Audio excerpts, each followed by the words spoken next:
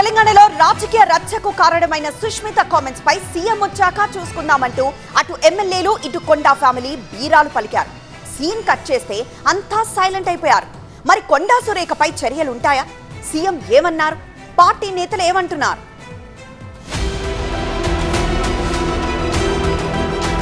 తెలంగాణలో వారం పాటు ప్రకంపనలు రేపిన కొండా సుస్మిత కామెంట్స్, కొండా సురేఖ వరుస లేఖలపై ప్రస్తుతం అంతా సైలెంట్ అయ్యారు. మంత్రి సురేఖ అంశంపై ఎవరూ మాట్లాడొద్దని మంత్రులు, ఎంపీలు, ఎమ్మెల్యేలను సీఎం రేవంత్ రెడ్డి ఆదేశించారు. మంత్రులు, ఎమ్మెల్యేలతో సీఎం సుదీర్ఘంగా భేటీ అయ్యారు. కొండా సురేఖ అంశం సున్నితమైనదని, అన్ని పార్టీ అధిష్టానం చూసుకుంటుంది, ఇకపై మనం ఎవ్వరూ మాట్లాడొద్దని సూచించారు రేవంత్. పార్టీకి సంబంధించిన అంతర్గత విషయాలన్నిటినీ పిసిసి, ఏఐసిసి క్రమశిక్షణ కమిటీ పరిశీలిస్తుంది. వాళ్ళు తీసుకునే నిర్ణయానికి పార్టీ, మేము, మీరు అందరు కట్టుబడి ఉండాలి. మీరు ఊహాజనితమైన అంశాలను ప్రస్తావించకండి. మరోవైపు కొండా సురేఖ ఎపిసోడ్ పై రిపోర్ట్ రెడీ చేసింది పార్టీ క్రమశిక్షణ కమిటీ. సుస్మిత కామెంట్స్, సురేఖ లేఖలు, ఎమ్మెల్యేల అభిప్రాయాలను పరిగణలోనికి తీసుకుని పిసిసి, ఏఐసిసికి రిపోర్ట్ ఇవ్వబోతున్నామన్నారు క్రమశిక్షణ committee chairman MP Mallu Ravi.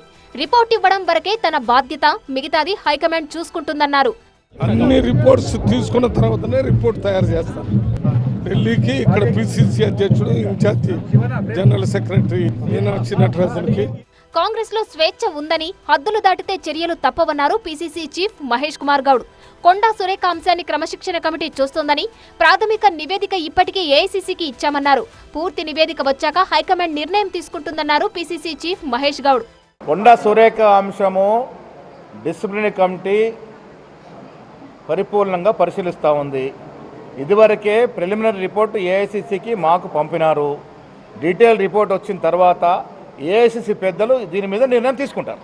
మరోవైపు కొండా సురేఖకు ప్రభుత్వం షాక్ ఇచ్చింది. వారం తర్వాత సమీక్షలో పాల్గొన్న మంత్రి తన నివాసం నుంచి జూమ్ మీటింగ్ జరిపారు. జిల్లాల వారీగా వన మహోత్సవ ఏర్పాట్లపై సమీక్ష చేశారు. కలెక్టర్లో డిఎఫ్ఓలతో మంత్రి సురేఖ జూమ్ లో భేటీ అయ్యి రాష్ట్ర వ్యాప్తంగా ఏర్పాట్లపై అధికారులకు దిశానిర్దేశం చేశారు. దీంతో సురేఖ మీటింగ్ కు హాజరైన ఐఎఫ్ఎస్, ఇతర ఉన్నతాధికారుల డిప్యూటేషన్లు రద్దు చేసింది. ఇక ఇవాళ రాష్ట్ర వ్యాప్తంగా అటవీశాఖ ఆధ్వర్యంలో నిర్వహించే వన మహోత్సవంలో వరంగల్లో మంత్రి కొండా సురేఖ పాల్గొనబోతున్నారు. వరంగల్లో కొండా సురేఖ ఏం మాట్లాడతారనే దానిపై ఆసక్తిగా మారింది.